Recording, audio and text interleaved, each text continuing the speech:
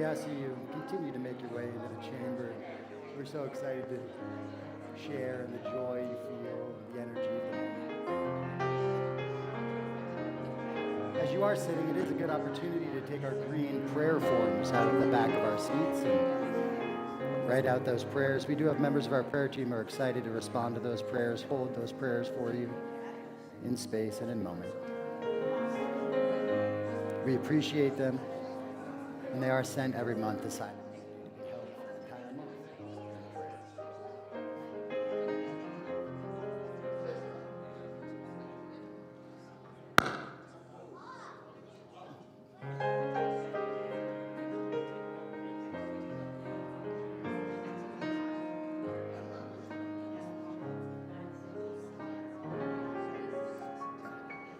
Yep. Can you hear me? Yeah. Hi. Awesome. Hi, everybody. How are you today? Welcome. Give us one moment as we're figuring out this AV. I'm going to check if it's plugged in tight. Is that good? How's that? Better? Would you like me to just use a microphone?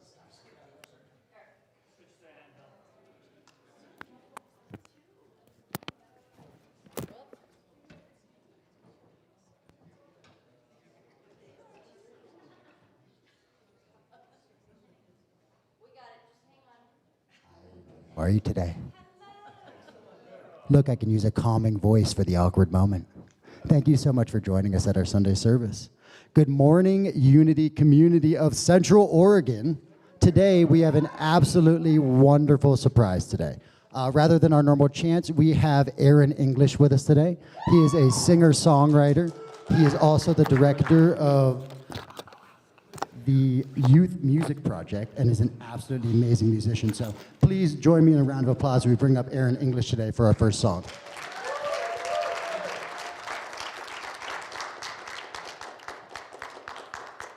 I'm going to ask you to sing in Swahili this morning, so I hope you've had your coffee. This is a song you may know, like I do, from The Muppet Show. Harry Belafonte, and there's a word in Swahili, abatiwa, which means, and so it is, or and so is life. So I'll ask you to sing that with me. We come from the fire, living in the fire. Go back to the fire, turn the world around.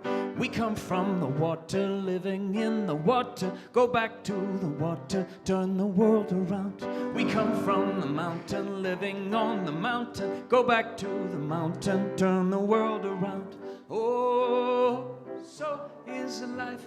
Ah, so is life. Sing it with me. Oh, so is life. Ah, so is life. Oh, so is life. Abatiwa. So is life.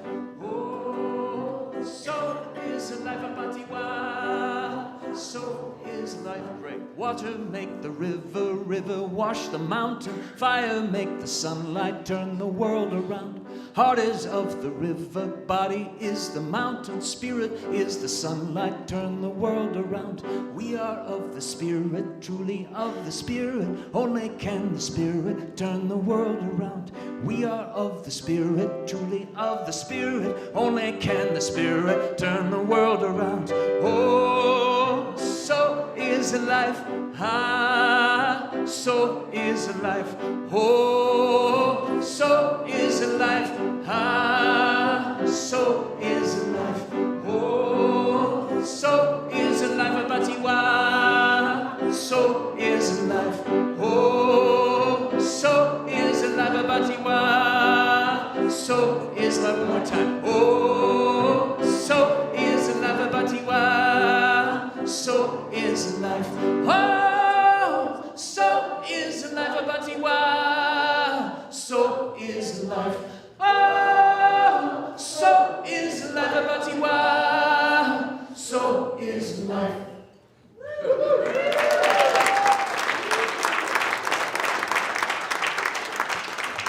One. Can you guys hear me? Wonderful. Wasn't that amazing? Thank you so much, Aaron. That was absolutely wonderful. Hi, everybody. I'm Ezekiel. I'm so happy to be here today with you, and I will be hosting you on this wonderful Sunday service. Yes, thank you so much. As you already know, we have Aaron here with us today. We're going to be enjoying some absolutely fantastic, bright music. It's going to be absolutely wonderful. And as we're sitting here today, we're going to take a moment to set an intention. Just a little thought, concept, to carry us through for the next 75 minutes, if we stay on track. So, as we sit, center ourselves in. Place your feet on the ground if it feels appropriate to you. Close your eyes if it feels appropriate to you. Leave them open if it feels right. We bring ourselves into this exact moment, place.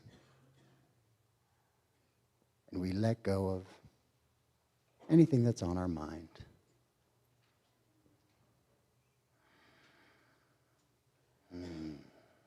Today, I am open. That's it. A simple intention. Openness, the ability to hear, receive, and transfer beautiful love, peace, and kindness. So today, I am open. Thank you so much, everybody. I would like to acknowledge that we do have this chair over here to the side for us. This is for anybody who's not here with us today, whether they have transitioned from their physical body, whether they just don't want to be here. But we would like them to be here with us. It holds space for them, energy for them, so feel free to use it throughout the service for what you might seem appropriate. And obviously, we are here. I would like to do a land acknowledgement. We were not the first people who were here. There are many people, tribes that came before us. So let's take a moment to realize that we're really living on borrowed land, and that it's our responsibility to live with respect, love, and remembrance for those who are here before us. So, together, we're going to read our mission statement here as we come up. If that's okay. Our mission statement is we stand together to create a global ecosystem of unity, deep wisdom, and loving kindness. Welcome. Up there on the sign, it does say, welcome all sizes, all colors, all cultures. Everybody is welcome here inside of this congregation, and we really do hold that very dear to our hearts. And thank you for everybody who makes that possible here. One thing I did forget on the last slide, it is my first day, is the volunteers. This is a volunteer-run program. There's people here after hours on the weekends. They are scrubbing toilets. They are bringing food. They are making these little sheets for us to read to all you lovely people. You know, and there's a lot that goes into it. So if you see a volunteer today, tell them thank you. A moment of appreciation goes very, very far in a lot of our lives, and that spreading of love is just absolutely wonderful. So thank you very much to all of our volunteers for everything that you do. We appreciate it. So one of my favorite parts here at the Wild Soul Sanctuary is our celebrations. So today we get to do celebrations. Robin's already excited for a celebration. If I could have a little come up here, I'm sure my daughter would love to. A short reminder as we go into celebrations, this isn't an opportunity for announcements or plugs or things like that. If you have an event going on or you have a new thing, we would love to hear about it. We would love to support it. We would love to be a part of it during the announcements. So speak to me, speak to Claire, speak to somebody else, and we can make sure to get it up there. For now, we are just gonna prime the system. We're gonna bring some celebration, some love, and some happiness, starting with Robin. So thank you so much. When I was growing up, hi. Thank you for the hug. I was told that my dad was an Arnold Kopke, something. I tried to find him, and it was a dead end. Well, a couple weeks ago, I got an email that says, "Don't take this weird, but I think I'm your half-sister." Okay. So I scrolled down to the bottom, and there was a picture of my mother and my real dad. He was a Danish sailor. and he'd been looking for me my whole life. He passed away in 2018, but his daughter, 7 years later, still was looking for me, and she finally found me. So I have family in Danish, Copenhagen, Denmark.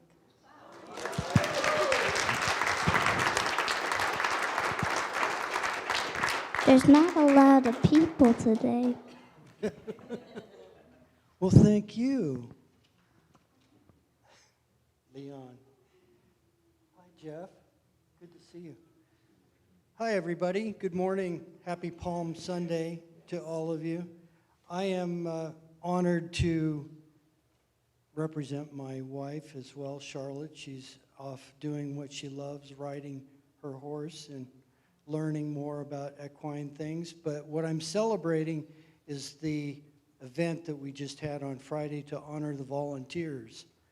And it was such a special time, not just to honor everybody, but just coming together as we often do like this on Sunday and other special occasions. And it just demonstrates to me the love that is existing through our community. And if it wasn't for not just the volunteers, but coming here and shaking hands and giving hugs and just feeling this loving energy that is part of this place, is really, it's an honor, and it's so consistent in my experience with our goals. I've been involved in a mastermind program for 7.5 years with 3 ministers, and our whole goal is to see the Unity community expand and grow and filled with love. And it's happening right before our eyes, and you're all part of it. Thank you.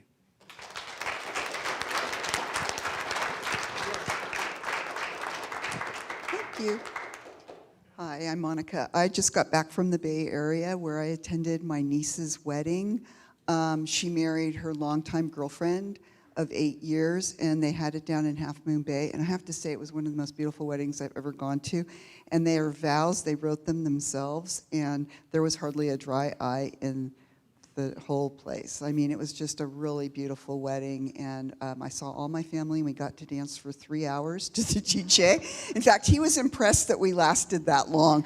Our family loves to dance, and so did all their friends. So anyway, it was a wonderful wedding, and I just wanted to celebrate that.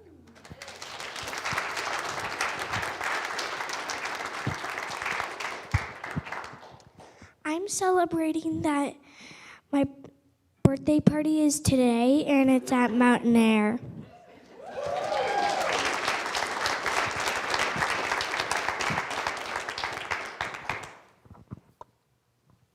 I'm celebrating that I just turned 35, and my life is on such a positive trajectory. I was just asked to be a bridesmaid at my brother's wedding. My mother's getting married. She asked me to be her maid of honor. So there's a lot of weddings coming up, and Judy, who gives me a ride every Sunday and picks me up. So for a good year with a positive outlook.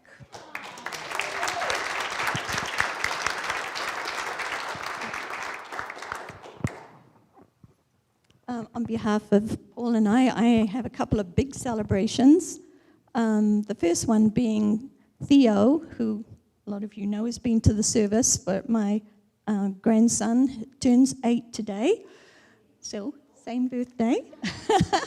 And the second one, we just got back last Sunday from our youngest daughter's wedding in Puerto Escondido. I think I'm saying that right. 5 beautiful days of surrounded by love and wonderful energy, and it was, again, the best wedding I've ever been to, and I've been to a few, and yeah, I melted. Thank you. There's a Weddings lot of and weddings birthdays. going on. Lots of celebrations. There's a lot of weddings going on.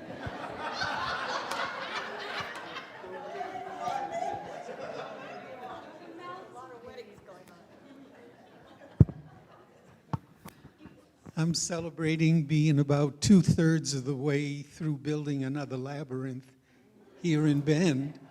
It's the 40th one I've built here in Bend, but it's already become the neighborhood labyrinth. It's amazing.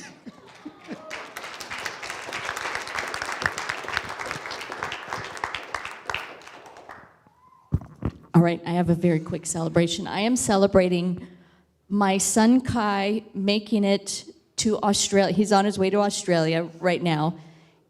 And this is so him. He gets to the airport and he's checking in. They say, "Oh, you need a visa." But he got there. Fortunately, it was a 5-minute. He just had to fill out some stuff online and got an email back almost instantly saying, and he was good to go. So that is, he just skated right through. Celebrate.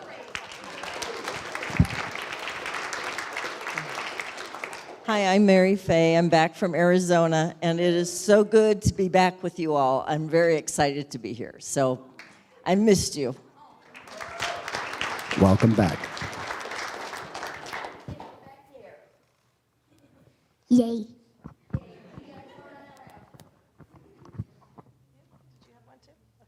Okay. After a year and a half of my daughter Jessica being all the way over in Hawaii, in your old hometown of Kailua, she's back, so she's home, and I'm just so happy to have her home.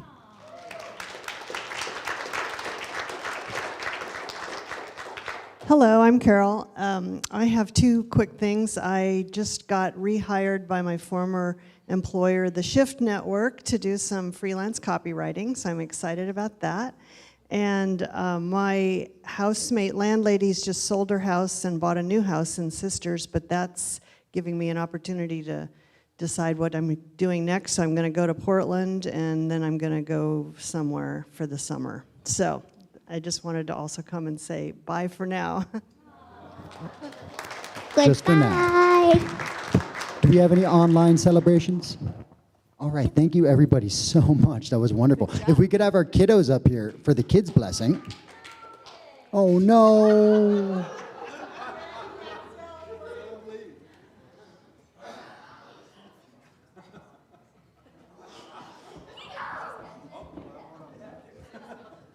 I think Tiff is up here with us today for the kiddos.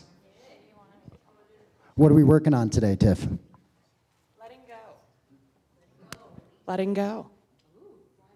I'm still working on that, so that's wonderful. Let's do the blessing of the children. We appreciate the holy gift you are. We see the divine light shining from you. May you always know what a treasure you are. May you always bring your gifts freely and fully to the world. Namaste. Wonderful. Thank you so much. You guys have so much fun.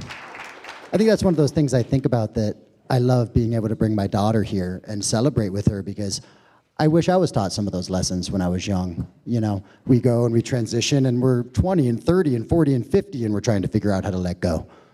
You know, it's wonderful that we have an opportunity for these children to be able to see a different way of life.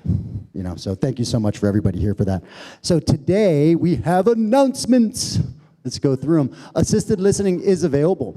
If you have a difficult moment hearing, you know, if it's hard for you to hear, we want you to hear us. Maybe you don't want to hear me so loud. So you can use the headphones. We do have it available. If you need any assistance with that, see myself, see Kevin. There's a lot of people here who would love to make it so that you can hear the service as we're presenting it. We have our weekly events. Sunday evening sound bath. If you haven't come to the sound bath, it's absolutely amazing. I come every opportunity I can. It's wonderful. You just lay, rest, receive, as Lisa says, and it can really set you on the right step going into the week. So if you haven't tried it, check it out. We have the Redmonds Women Group Monday at 2 p.m. If that is something that feels appropriate for you, please go. It's more on the calendar. More information is available. Deep dive gatherings on Wednesdays. So this is our celebration service, right? We're not talking about deeper subjects and really digging into some of the harder concepts here in the service. This is for us to celebrate and be happy and spread love and joy and everything else. So if you want to dig in a little more, go to Wednesdays, right? We have it available here for you. Check it out. You'll probably enjoy it if that's your thing. So also we have the Divine Healers on Saturday at 2. It is such an incredible thing. The fact that we have a group of divine healers who is here on Saturdays at 2 in our home location, available for us to use, is a miracle in and of itself. There are so many people around this world who don't even know what Reiki is, right? And then there's people who know what it is and don't have access to it. And then there's us. Enjoy it, guys. You know, please go support it, enjoy it. So as you already heard, we have Air English. He has a concert today at 12:30, and you're all going to be there. It's going to be great. I'm going with my daughters. We're going to get some lunch and come check it out. It's going to be fun. I will be dancing. I do dance. I know it's this crazy thing. I don't look like I do all these singing and dancing things, but I do, and it's fun, and I'm really looking forward to it. So please join us, have fun. It's really amazing that we even have an opportunity to hear him perform.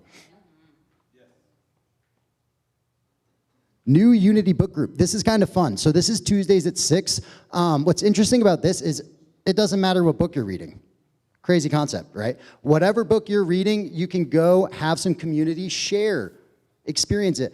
I'm kind of a book guy. I don't have a TV. So for me, the concept of being able to tell you about the book I'm excited about is really exciting, right? Because nobody in my normal life really wants to hear about it. But Tuesdays at 6, they do. So if that sounds exciting, check it out.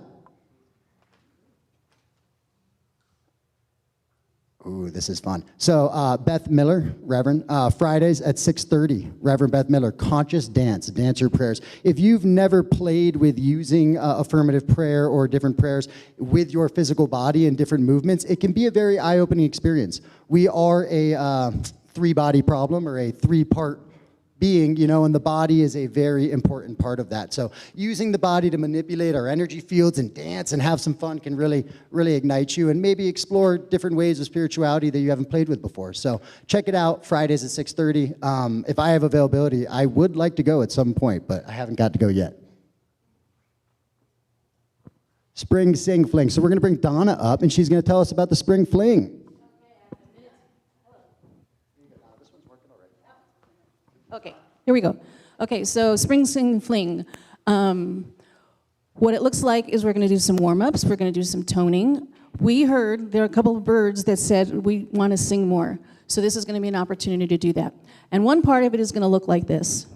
We're going to go, I love singing, I love singing, I love singing, sing, love singing, I love singing, I love singing, I'm singing. I'm singing, I'm singing. That was a little taste. Lots more. We're going to have fun. Wonderful. You want to sing, go check it out. Next, we have our Unity Town Hall, I believe, which is a very important thing. So this is something that goes on once a quarter-ish, right around there, as per the board. This is an opportunity for you not to just hear about what's going on, to hear what the board has going on, to see what's going on in the community, but also to be heard. You know, it's an opportunity to have a voice and to express anything you want to express, whether that be happiness, gratitude, changes, you know, but it's an important thing to be able to go and to be a part of the congregation. So this is next Sunday from 1 to 3 p.m. Put it on your calendars. If you're available, please try to make it. I'm not in charge of the schedule. I'm doing the announcements. So we also have Easter egg decorating. So if you see it out front, feel free to grab an Easter egg, bring it home, bring it back. They're all taken, so the reminder to bring them back if you took them already. With preferably something inside of them that is conscious for children to be finding. And I think that is about it for all of our announcements today. Please, if you don't already have a printed calendar, feel free to get one out in the lobby. You also can go online, save the trees, and figure it out on there. So today, I'm going to be passing it along to another song by our wonderful Aaron English. So please bring them up with a huge round of applause and enjoy.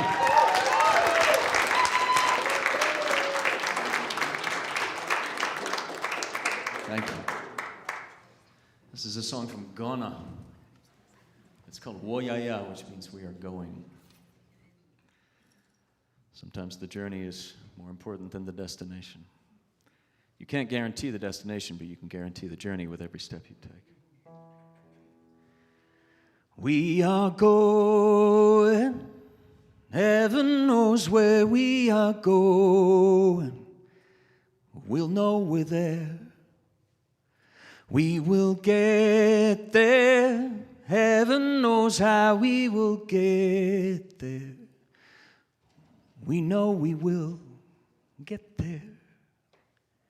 We are going. Heaven knows how we are going. We know we're there.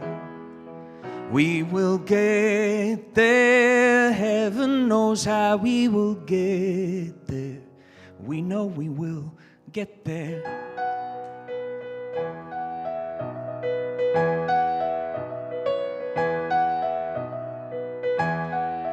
We are going, heaven knows how we are going. We'll know we're there. We will get there. Heaven knows how we will get there. We know we will get there. It will be hard, we know, and the road will be muddy and rough, but we will get there. Heaven knows how we will get there. We know we will get there.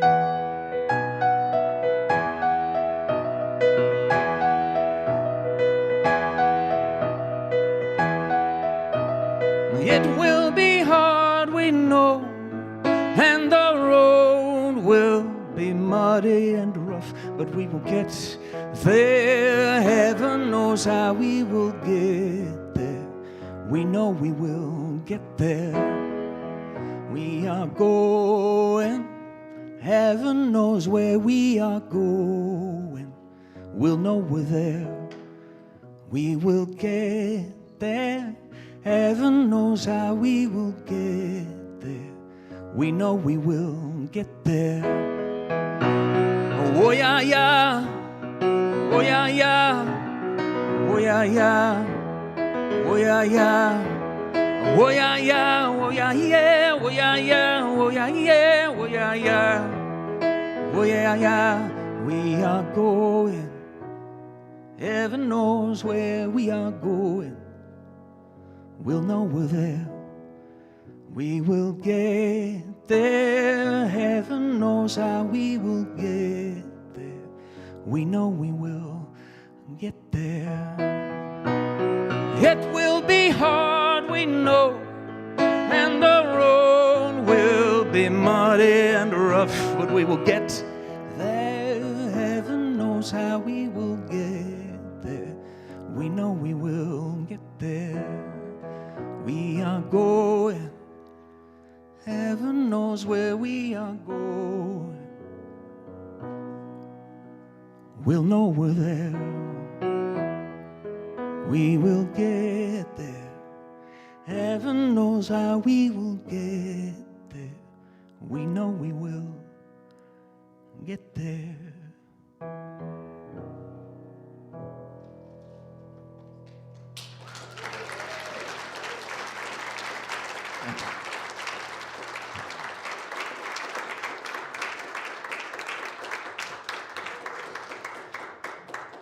Wow, that was absolutely wonderful. It's so rare we get to hear somebody with such a pure voice, just so crisp and pure. So today we have an absolutely wonderful talk for you guys today as I'm wandering around getting things set up. You can enjoy the tone of my voice. You've seen him before if you've been here. If not, then you're really in for a treat. He is not only a wonderful person and an individual, but somebody who is able to pass on a certain level of knowledge and understanding to really help us walk through this path. So if you could please, with a round of applause, bring up Reverend Kelly Billings.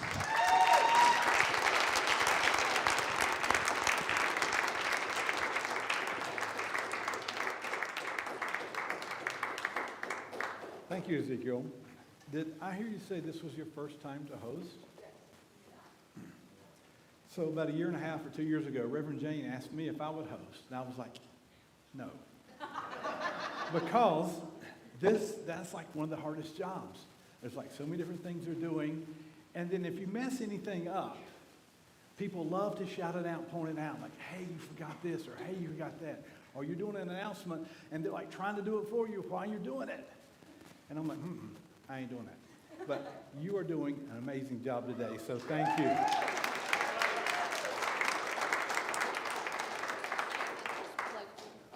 Is it not working? Yeah. Okay. Is it?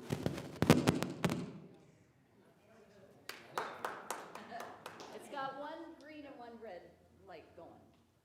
Does that mean anything? On the two little corners? It means the airplane's coming in. Thank you,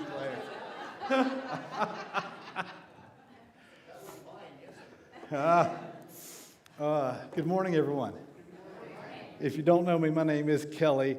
I work with hospice patients a lot, preparing them as they help to transition over. I also work in private practice, spiritual counseling and coaching. I'm a trance channel, and we really try to call in guides and spirit and connect with everybody to sort of remember who we are and the journey we're on. I love that song we just sang. Heaven knows. We might forget, but heaven knows. And that's what really this whole journey we call life, this incarnation that we're here now for, is. It's about remembering. And in that remembering, we really start learning. As I've shared before, life is a school. Either we just came here to suffer,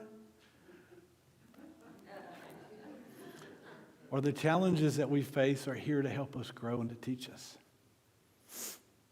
Now, I really hope this morning to be one of the first people to say to you, Happy New Year. Now, I see a few looks of confusion because you're thinking you might be the first, but you're like 4.5 months late. Well, that's by the Gregorian calendar. By the ancient Persian calendar,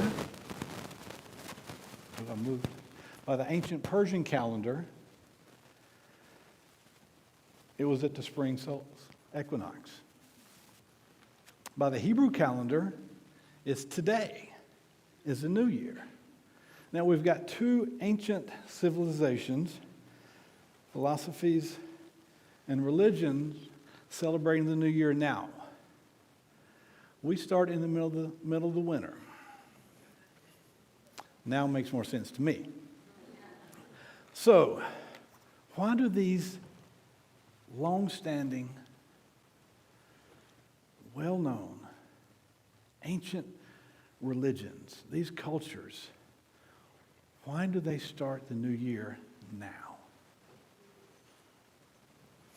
New seasons, new time, new growth, things are changing.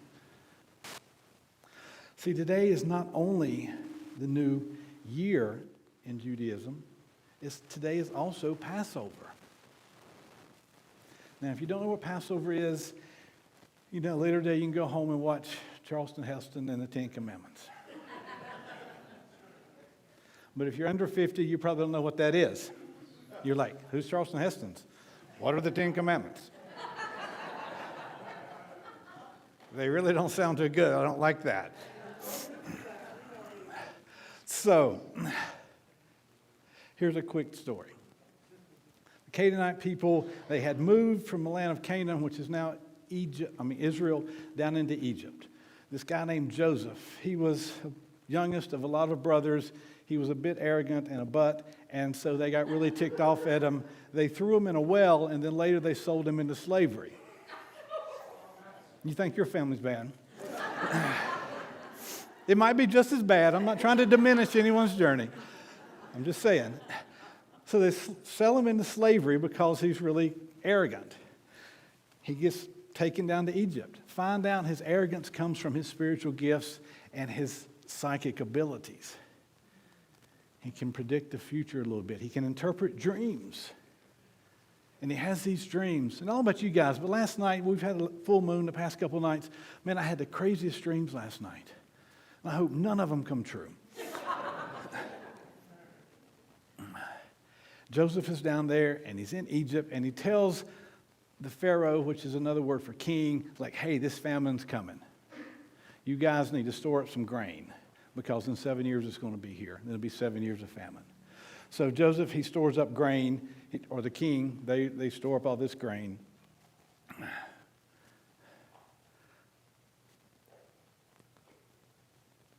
Joseph's family ends up coming to him asking for grain because they're starving. He eventually reveals who he is. They end up moving down there, making a long story short. They get down there. Then other people of the Hebrews, Canaanites, they come down. They get down in there into Egypt, and at some point, Egypt gets kind of like, ooh, we've got a lot of these Hebrews around. They kind of scare us because they outnumber us. Maybe we should round them up and put them in something like refugee camps and make them slaves. No, that's a movie. And so they're in this period of slavery, we read in the text. And the Pharaoh/king's grandson, who his daughter found in a basket in the river, finds out that he is of Hebrew descent. His parents are Hebrews. They put him in a basket to hide him, to save his life, because at some point they were being killed because these people were outnumbering them, and the government, the king, felt a threat by these people. So Moses gets adopted by the king's daughter. The king's daughter raises him in their castle, palace, whatever. Moses learns that he is actually Hebrew, not Egyptian. Then he has this very significant moral dilemma, like, what do I do with this now? So then ends up, God calls him to set his people free, to lead them out of captivity. So Moses, after some arguing with God, goes and is like, okay, you need to let our people go. King's like, yeah, right. And so then God's like, okay, go tell them that we're going to start sending these plagues. And plagues are a biblical word for really bad things like curses. And something happens with frogs and grasshoppers, and the rivers turn to blood, and all sorts of stuff happens. And then the Pharaoh's like, no, you guys aren't going. No, you aren't leaving. No, you're staying here. You're working for us for free. There's great economic advantage to that. Then at some point, God, in this narrative, tells Moses, you go tell him, if he doesn't let the people go, I'm going to kill all the firstborns in the house. He said, except for you guys, if you take and kill a lamb, take its blood, paint it over your door. In Hebrew, it's called dalet. Paint it over the dalet, and then when the angel of death comes, if the blood is on your door frame, the angel will pass over. Passover today is a remembering of that event, the liberation of those people, their journey and wandering in the desert for 40 years, and then finally getting into crossing the Jordan River into the land of Canaan. Today is also Palm Sunday.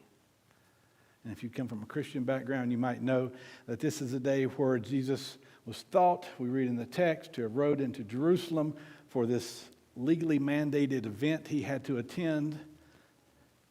He comes in and people are throwing down palm fronds because they believe he's the Messiah. Christ is a Hebrew word that means anointed. Later in the week, things change and the perception of Jesus changes. He finds himself falsely arrested and then later killed. But we find ourselves in this time right now, this new year, this new beginnings, celebrating and remembering tragedies. We find ourselves remembering times of struggle, times of hardship, and even times of death. And really what symbolically is, it's like re-entering the womb or a cocoon. And it's a time of change, of rebirth and growth. And next week, Reverend Ruth, our transitional minister, she'll be talking about resurrection and revitalization. But this is a week to remember struggle. It's to remember growth. And see, I think what happens as humans, we are so easily, so ready and so quick to gloss over any hardship we have in our lives that we fail to recognize the periods of growth and reconciliation that they are. And it's often it's reconciling with ourselves. We read in the text that Jesus, basically from age 12 to age 30, this 18-year gap, we know nothing about. In the Bible, it says something like, he grew strong in the nature and stature and wisdom of the Father, or something like that. Now, if you've raised or had a teenager in your house, you know that sentence isn't accurate. Nor is one sentence long enough to cover. Look at you. Some of you guys are still making faces. Nor is it one sentence long enough to cover an 18-year period and be accurately descriptive of any of us. And what some people believe and what's starting to sort of eke out is that there are these sacred texts from the East, from India and Tibet, that in that 18-year period, people say that Jesus was there studying Eastern mysticism and spirituality. They've been hidden, they say, they've been protected, but now they're safe to starting to let them out.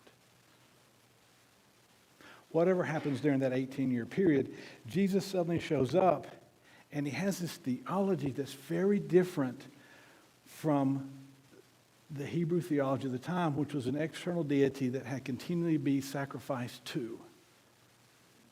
And Jesus shows up and says something like, well, the kingdom of God is within you.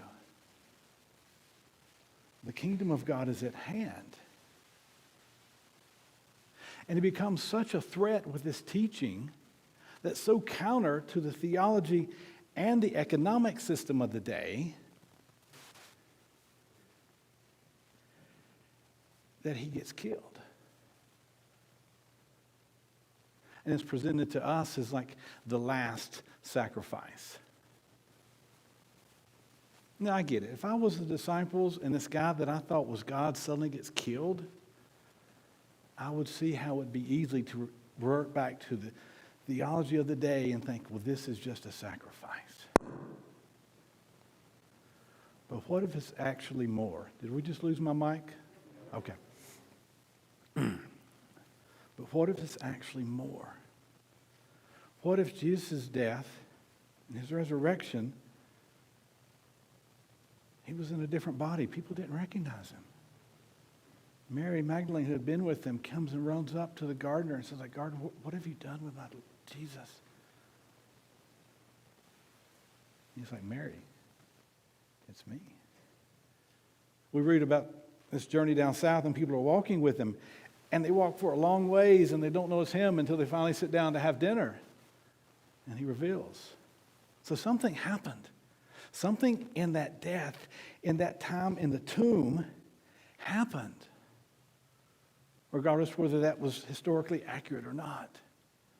And it's so symbolic of what you and I go through, because when we go through the cocoon, the womb, and go and prepare for rebirth, it's transformative.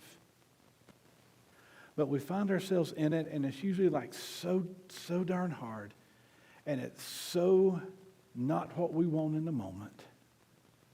We fight it, we resist it, we ignore it, we do everything we can, except for really realizing this is probably something that we and God have co-created together. us being fractals of the divine and the divinity with us, creating this for this learning experience that we have. If it's not that, as I said earlier, we've only come here to suffer.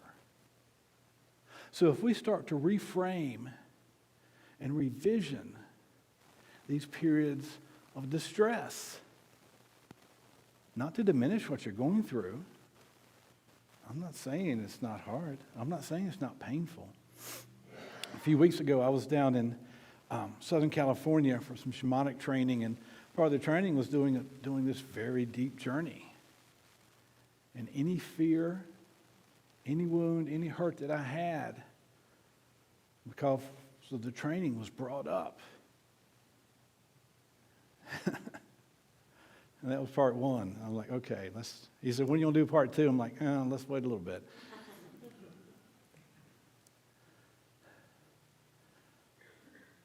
But see, whatever's happening to you now, whatever's happened to you in the past, and whatever you might encounter that you consider adversarial, it's an opportunity for growth. One of the most impactful books I've ever read is a book by this guy named Richard Rohr. He's a Franciscan priest. And it's called Falling Upward. And it's like through these times of challenge is when we grow. I realized after I spoke last time that a lot of you guys are new here since I told part of my story, which is like 2.5 years ago or so. And my deconstruction. And to make it just really quick, 2007, I took a year off from ministry. I was a United Methodist minister in rural North Carolina. I was Southern, and I was evangelical. And I go to this place called Bethlehem to work with Bethlehem Bible College and their humanitarian aid organization.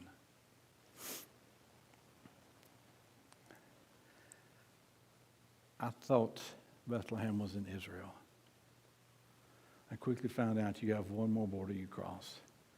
We had to stop the car. I had to get out and go dig through all the luggage and pull my passport back out again because I did not realize there was another border to go through. And you go into the Palestinian territories. My first day at the Bible college there, I walk out on the street, and across the street there's like these really gray, discombobulated concrete block buildings that really don't fit in with the Mideastern architecture.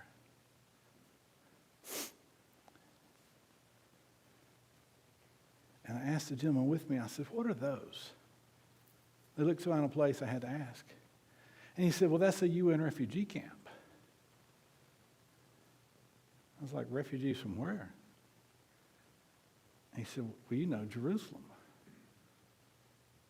I was like, well, Jerusalem's only 6 miles away. Why are there refugees from Jerusalem here in Bethlehem?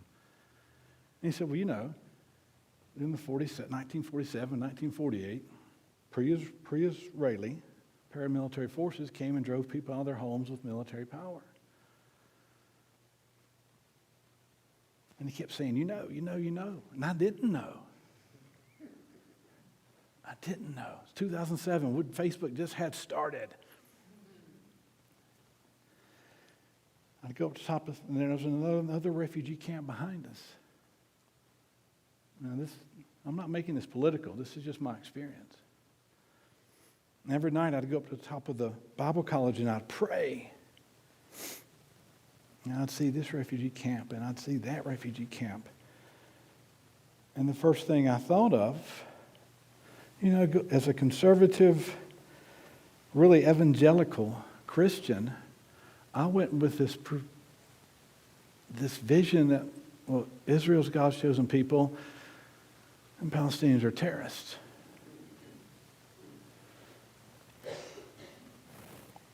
And I'm sitting on top of the Bible college, flat Middle Eastern architecture. I go up there to pray. And the first thing I think of is like, well, God, what have I done to contribute to this narrative? Because what I quickly found out was like it's Palestinian Christians who's been guarding all the holy places. Well, I didn't know that. And then about a week later, I collapsed in a puddle of tears when I was up on that roof. And I said, God, the same people that told me about this, they also told me about you. They're wrong about this, or they're wrong about you too. Do you even exist? And there I had professionally put all my eggs in one basket, spiritually put my eggs in one basket, and found out that my basket had holes in them. What I had been told was not accurate based upon my own eyes and what I was seeing and experiencing. Thankfully, I was there for 7 months. Because had I only been there for a week or two visiting, I could have come back and forgotten it. But as you sit and talk with people, and really the politics of it really isn't the main issue. The politics of it was that what I had thought I discovered was no longer true. My worldview was no longer accurate. What I had as my foundation was broken. And here's the point. What do you do when that occurs? And for a lot of us, our Bethlehem's right here. It might even be in your own home with something going on. It might be in your workplace. It might be with your family. It might be on the other side of the country, and you came all the way over here to get past it and away from it. What I will say is just like Bethlehem might have given birth to Jesus, it gave birth to me and gave birth to who you see now, which is very different than who I was pre-Bethlehem. Life is defined by that moment. At first, I was really angry because I felt like I had been lied to and I'd been told this, this, and this, and I got there and this, and this wasn't accurate. When I got back to the States, I was like, hey, this is what's going on. And I really started throwing out the baby with the bathwater. And we talked about that a little bit last time, about how when we evolve in our spirituality, we might grieve and miss that relationship with the divine once we realize that we are divine. We're no longer in that communal state.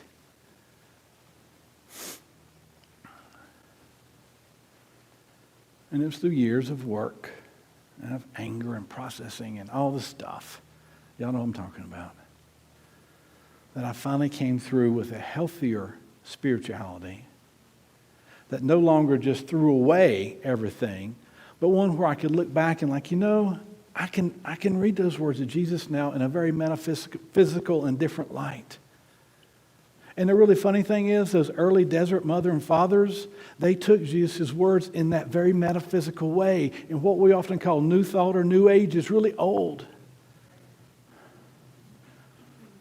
Just like everything, it comes back around. And it's now around in this Piscean age of growth and of rebirth. And I really come today just to encourage you. If you find yourself in there, don't resist it. Because the more you resist, the longer it takes. 160 years ago, 160 years and 3 days ago, there was in the town of Salem, North Carolina. Salem was settled by Moravians. Moravians came from what's now the Czech Republic. It was the Bohemia, Moravia area of that region. They came and settled Bethlehem, Pennsylvania. Then they migrated to North Carolina, and they established 3 colonies there. And in 1766, 10 years before the Declaration of Independence was signed, the Moravians established a town in North Carolina called Salem. 160 years ago and 3 days. The former mayor of that town and 2 other gentlemen, former mayor, his name was John Vest. He had been away on business trips and found himself 160 years ago in the midst of the Civil War. Now the Moravians, this Christian group that immigrated over from Europe, were both pacifists and in a lot of ways socialists. They came and they had settled this town. He was away on business 100 years later. He's coming back into town. He sees the Union troops camped outside of town. He knows about Richmond. He knows about Atlanta. He knows about Whitfield. They were all burned. He leaves his horses. He comes into town. He gets there. He goes to the current mayor and a couple other officials and says, the Union Army's here. We need to go surrender. They said, no, we're not surrendering. He said, well, let me tell you what will happen if you don't. And he tells them about these towns being burned and all the people being killed. So they finally agree and they ride out there and they surrender to General Palmer, who's the front line of General Stoneman's, is also often called Stoneman's raid, which pushed into Virginia, eastern Tennessee, and North Carolina. They go, they surrender the town. The town is now a historic landmark and one of the highest tourist areas in the city of Winston-Salem. That's the name of the city now. You might have heard of Winston cigarettes. No matter where I'm at, I'm always reminded where I'm from. and what we did.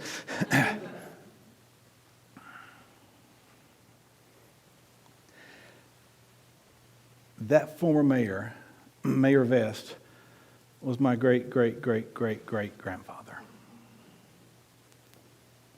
And what he knew was that your victory was in your surrender. And whenever you find yourselves in this place of resistance to being in the womb or the cocoon, your resistance, your surrender is your strength. Your surrender is your victory. Now, I didn't learn this story about my family and the heritage of it until I was about 35 or 40 years old. And man, I was so glad to learn that because a lot of my family history isn't that great. Recent or ancient. He went on later to become one of the first commissioners of Winston-Salem and the region. And he was also one of the first who were sent out in North Carolina in the 1870s to round up KKK people.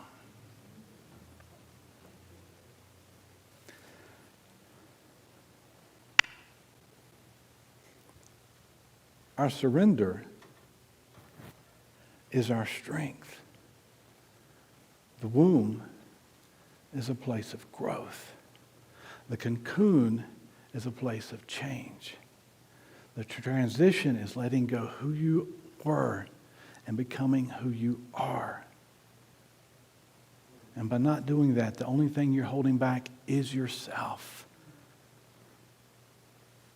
Like Grandfather Vest, you might be affecting those around you. I'm going to ask Aaron to come up. And we're going to move into a period of meditation.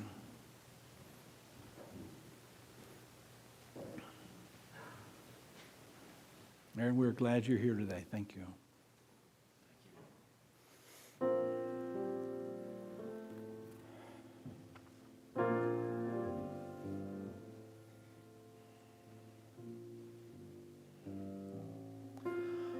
What happens here on Sunday morning is a sacred time.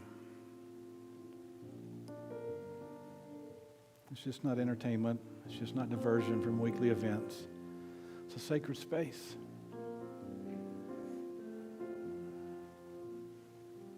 And we'll ask if you're comfortable closing your eyes.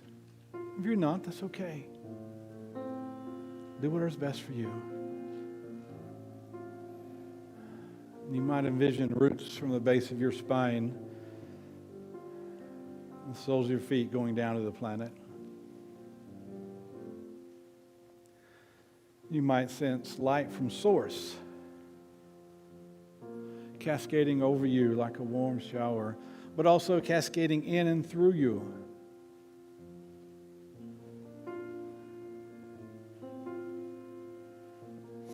I ask you to think about the space between your eyebrows, your third eye. And feel that light start to focus there. You might relax your shoulders.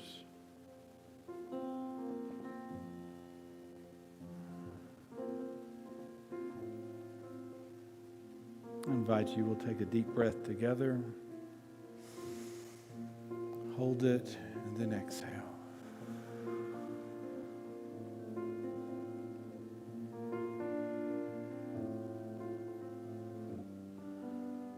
Focus on that light and our connection to Source right there at our third eye. And feel that light start to grow bigger and brighter. Growing and glowing, expanding outside of your body and larger than your auric field. Feel the room starting to sync up and connect. Feeling our collective light growing and glowing, growing bigger and brighter, leaving these walls, going out through the roof.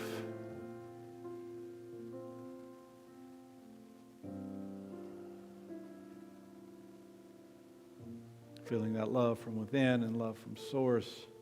All are one.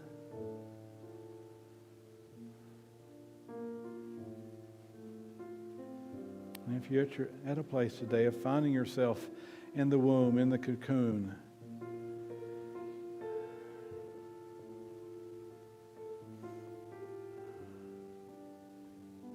I want you to know it's okay. It may not feel okay, but it will be okay. And I encourage you in ways that you might be resisting to start to relax a little bit.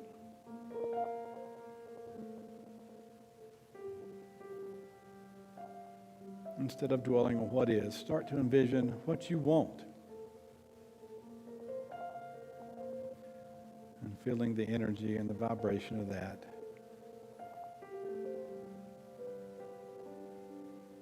Feeling the emotion of it. Not what is, but what will be.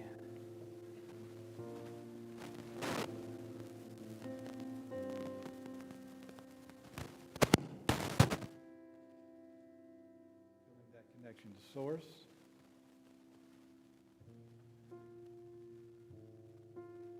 Knowing you're not alone. That even this is for your good.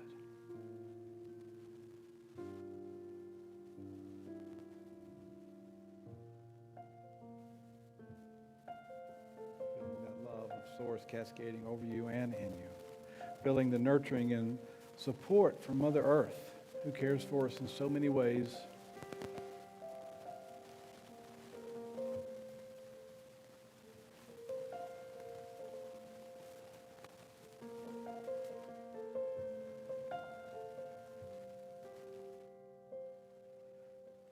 You might start to see those roots that we established to Mother Earth. You might see those start to retract.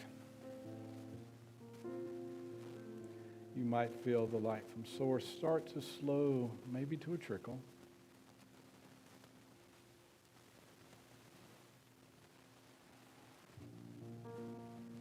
Feel still deeply held, deeply loved.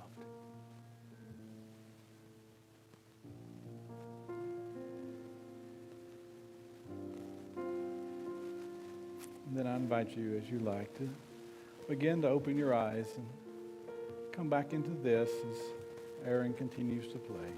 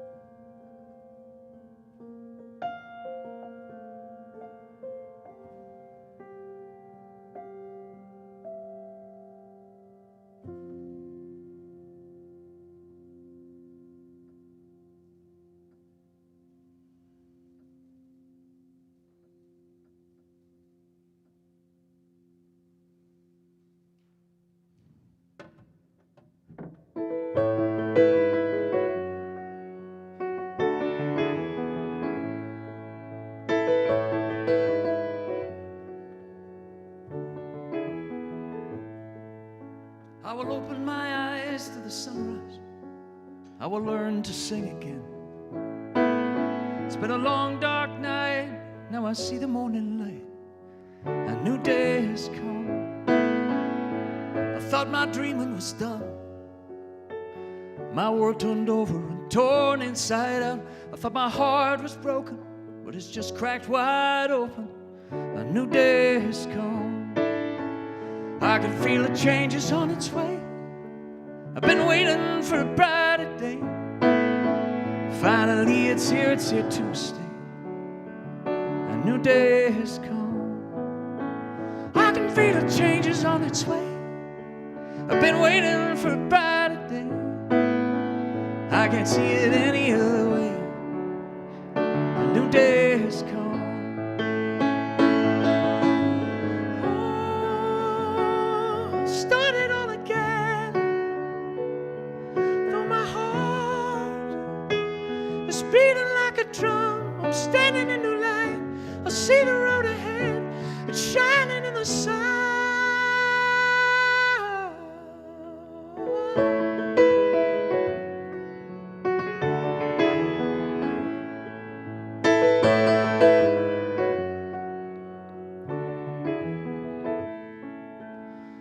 Feel the changes on its way. I've been waiting for a brighter day. Finally it's here to stay. A new day has come. I can feel the changes on its way. I've been waiting for a brighter day. I can't see it any other way. A new day has come. A new day has come. Has come.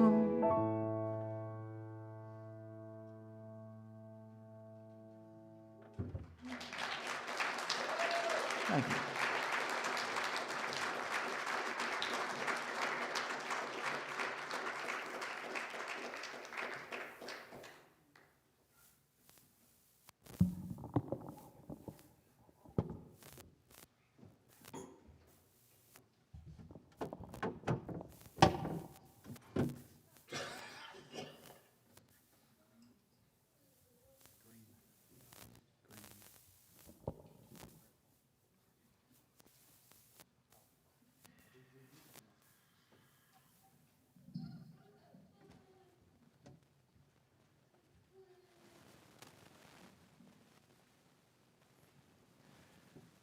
We'll move into our time of prayer.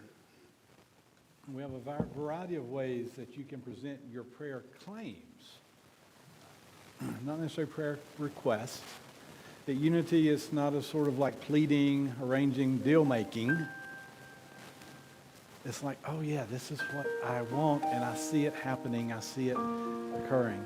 You might find these green sheets in a place in front of you. Check, test. You might find these green, I don't know what's happening. You might find these green prayer forms in the seat in front of you. But also there might be a QR code up on the screen, or there's actually one here if you want to like pull out your phone. For me, this is definitely a sanctuary, and I don't pull out my phone. It's a time away of technology. But however is easiest for you, we want to make it amenable to everyone. And prayer is not, as I said, begging, pleading, or deal making. It's like claiming. It's like, oh, this is what it is. You know, down south, and we used to say, claim it and name it. And it's about bringing forth, being the co-creators with the divine of what we desire. But I will invite you, if you like, if you feel comfortable, we'll have a prayer together. And there's the QR code on the screen if you want that. Oh, great Spirit, we thank you for blessings both that we are aware of and that we may miss. Often what we perceive as tragedies, which may indeed be painful, really are for our benefit and our good. Sometimes we cry and find out and ask, like, oh, stop shaking our foundations, only to realize it's our co-creation with you that is indeed shaking them. it's for our attention. It might be to get us on our path. But whatever we're desiring today, we step forth in the emotion of that feel-good feeling to declare and to receive.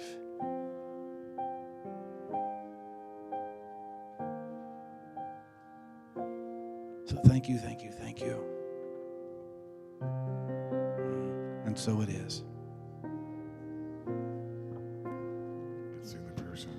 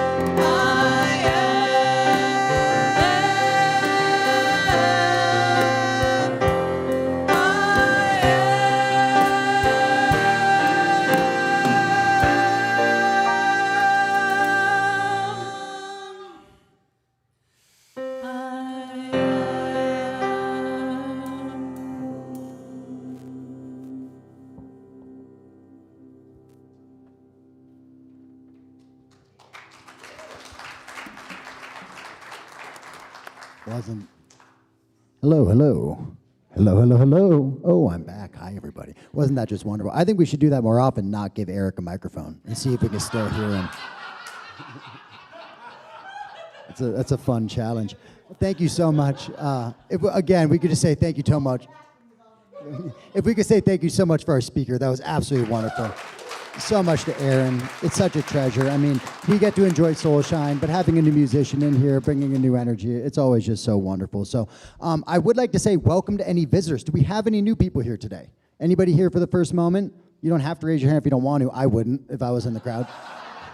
I didn't, I don't think. You do. Would you like to introduce yourself? You don't have to. Oh, one moment. If you would, we'll give a microphone. We have online viewers. Thank you so much. I'll even stand up. Okay. My name's Dana McNeese, and I've actually been here before when you were out by the airport. And I've also been here for jazz concerts. But it's nice to be here on Sunday again with you. Thank you. Thank you. Wonderful. We're so happy you're here. Thank you so much.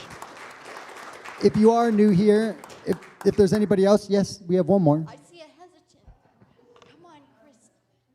Oh, what's up? Hi, I'm Christy. You don't have to stand. You can sit. And I was here last month for a women's drum circle, which was really amazing. It was a great gathering of people and just relocated to the area. So, yeah. And this is my dad. And I'm Gary Denham, and I first came to this area when Ben was about 10,000 population. And Redmond was kind of a spot in the highway. So it's a pleasure to be back and see all the growth that's taking place. Wonderful. Thank you so much. And if you are new here and you don't want to stand up, that's okay. Please feel free to fill out the blue forms that are in the back of there. There's a newsletter that goes out. There's all types of events that happen here. There's different things going on, books, different things to be involved with. So get that blue form. We'll send you emails. We really won't bug you too much, but it helps you be a part of the community and helps us get you the information that you might be looking for. So welcome. We're so happy that you're here. Right now, if my greeters will come on up, we are going to start talking about our offering. So here at the community, there's a lot that goes into it. There's volunteers, there's time, there's effort, there's a lot of grit that goes into making these services happen. There's also bills. There's electricity, there's air conditioning, there's the seats that you're sitting in, the carpets, and there's a queue for Dave to start playing the piano would be fantastic as well. And as we're going, What did I do? could you play? And as we are going and enjoying these Sunday services and everything else that comes along with it, there's an understanding that this is not a for-profit. We're not here. We could not carry a message worth depth and weight if we were focusing on making a profit. We could not do all the wonderful things. So we are here giving everything that we can. And we rely on the support from you to be able to give and put on the bills and the lights and the HVAC and everything else in order for us to be able to share, experience, and rest in the message, the love, the songs, and the beauty.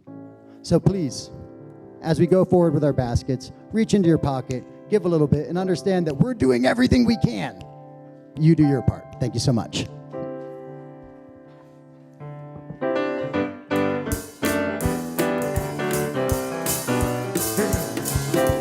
Gratitude in my heart, gratitude in my soul. I just want to say thank you. I just want to say thank you, thank you. I just want to say thank you for it all. Thank you for it all.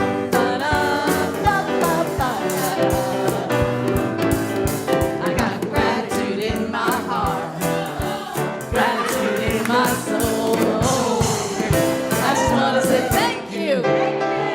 I just want to say thank you. I just want to say thank you for it all. Thank you for it all.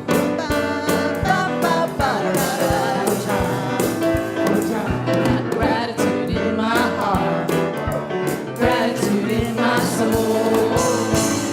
I just want to say thank you. I just want to say thank you. I just want to say thank you for it all. Thank you for it all. Isn't that just a wonderful song? We are going to bless these gifts together. From the love of pure spirit within us, we bless these gifts. We send them forth to heal, bless, and prosper. They are evidence of our faith and belief. They do good work in the world and return to us multiplied abundantly. And so it is. Thank you so much. Wonderful. So, we're going to bring up on the screen a prayer of intention. As we go out throughout the week, this is just a moment. We get to be here and celebrate, but we get to carry this with us. We get to go and we can remember it and have joy if we enjoyed the song, but we also can pray and bring that energy forward. So, together with me, if you would. The holy light shines within and all around me, a presence of love that is always there. I am that presence. I am a radiant field of love energy. I am holy light.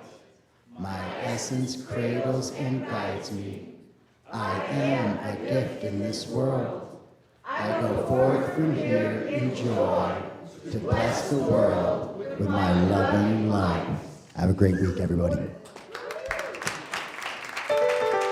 Take it away. I got gratitude in my heart, gratitude in my soul. I just want to say thank you, thank you. I just want to say thank you. Muchas gracias. I just want to say thank you.